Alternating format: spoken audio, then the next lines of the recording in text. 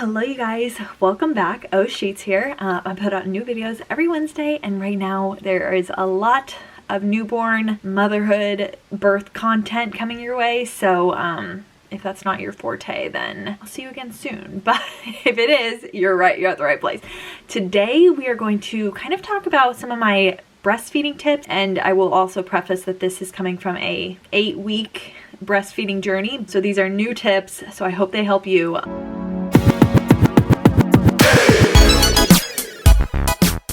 So let's just dive right in. The very first thing I want to say is that it is very tough.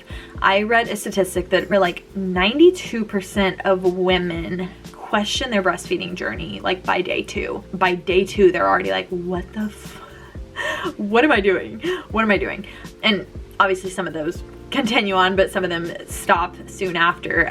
But that quote or that statistic made me feel better, because I was like, okay, yeah, like it is really tough. Like, I will say that. So I just wanted to say that to begin with. Like, just if it is tough for you, know that that is very normal. It will get better, but it is very tough. Number 2 is see lactation in the hospital when you're there, if you give birth in the hospital. So they have lactation consultants that come around, but you sometimes have to kind of request them, and you can request them multiple times. I actually had them stop in twice, but I will say the lactation consultants can be, and this is in the best way, but like a little intense. So my image of breastfeeding was always just very natural, organic. Like, you know, the mom would just be like sitting there and the baby would just be draped across her chest and like just very chill. But this lactation consultant was like, no, you've got to have them straight across you, like holding like this, like do all this stuff. And then you've got to do this and then this, like giving me all these tips. I was like, I don't know how to ask this, but like, when do you not have to do this? Or do you always have to do this? And she's like, oh yeah. Once the baby like learns how to do it and gets stronger, like you don't have to do all that. But like, it was a lot of steps. So that's where having a breastfeeding pillow definitely comes in handy. I highly recommend that. Do I even have that on here? No, but a breastfeeding pillow. My favorite is the Breast Friend. I didn't use any other, but I just really liked how it was a flat surface and it's very easy. So highly recommend that one. Okay, the next one, get the nipple balm or the Silverettes. So I'm actually wearing the Silverettes right now. I'll take them out and show you. This is a Silverette, so it just goes on your chest, you know. I don't know how these work, or actually if they really do. I think they do, but also I don't know, but I think they do. But everyone swears by them, so why not? I'm gonna put it back on. But also don't be afraid to get some nipple balm too. I was like, oh, I'm just gonna use coconut oil, like whatever.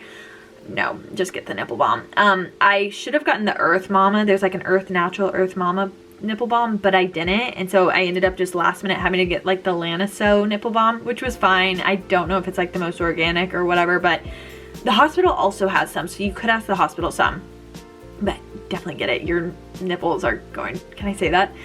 Your whatever, they're gonna be cracked and sore, so just get it. Just get it. Like, yeah. Okay, the next one is tell your support, if you have any, and hopefully you do, how they can help. So I told my mom and sisters came and stayed with me for a couple weeks after birth, and my husband was there too, but I literally told him, I was like, you guys just like always make sure my water's filled up, always just ask if I need anything. But yeah, tell them, because people don't know, especially if they've never had a kid before or if it's been a while. Just tell them what they can help. And if you have a few people, be like, you're my water girl, you're my chapstick girl, you know, just tell them what you need, because oftentimes if you are breastfeeding in the beginning, you're literally going to be just sitting somewhere for hours probably, with just the baby, and you can't always get up very easily. So just having people that can kind of get you stuff is definitely amazing help. But also tell them how you can help, and that's also including with like if you need them to do your laundry or something. So just talk to them, and this is a good thing to talk to before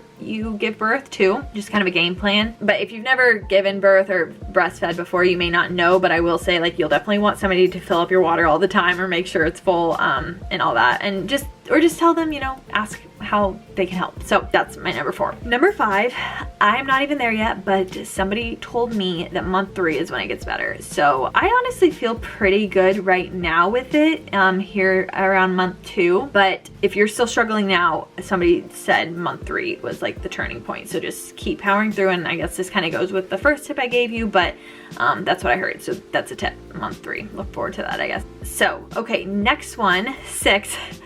wear a button-up shirt. Just like get some button-up shirts. I love the button-up pajamas. I sometimes wear those all day, but definitely button-up shirts are so nice.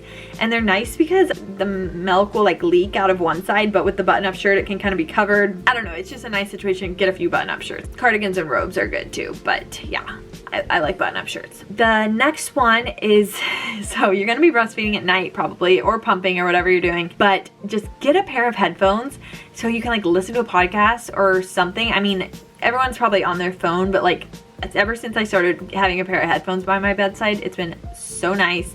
I pop those in, listen to some podcasts, and yeah, it's been a game changer because you can't be playing your music. I mean, I guess you maybe could, but it's probably not good to play your music at night when the baby's like half asleep, you know, you don't want to awake them anymore. So, headphones for sure. The next one, and I don't know, I have 9 here, but so this is number 8. I have water everywhere. So obviously you're going to kind of be carrying water around with you, but like if you breastfeed in a few different spots, maybe just have some water bottles in those spots, because when you get trapped, you sometimes get so thirsty and so hungry too. So maybe have a snack. Like, it's rough and you don't want to get up because like the baby might wake up or all this stuff. So just have a few water bottles laying around maybe. That's a good tip. And a few snacks. So, because yeah, there's been a few days where I've been completely alone and dying of thirst and hunger. Okay, so the very last one is do what feels right. Breastfeeding, while it is a very natural thing, it's very tough and it's kind of shocking how hard it can be a little bit, but do what feels right for you. And so what I mean by that is, you know, you'll have a lot of people that'll be pumping or they'll be bottle feeding or doing this or doing that. So my lactation consultant told me not to introduce a bottle until week 5 or 6. So obviously I'd probably be pumping a little bit before that to get the bottle. But I think I tried to pump with like a manual pump and the Haka around week 2 or 3, and it hurt so bad and it like wasn't working. And I was just like, I was a little stressed about it, but then I was just like, you know what? It's fine. Like, I'm good. And actually since then, I think I started last week, I have started to use the Haka, but I actually like the LB curve better, so get the LB curve. Yeah, but it just didn't feel right. And it's okay. Like, so if you try pumping at week 2 or 3 and you hate it, just like wait and do it again when it feels right if you want to, or if you never want to, just like do what works for you. Like, I felt like I was like, oh my gosh, I need to introduce a bottle by week 5 or 6, and I was so stressed out about it at week like 2 or 3, when it's like, that's totally unnecessary. Like, I don't need to be. So that's what I say, like, do what you feel is right. Sorry, probably rambling again.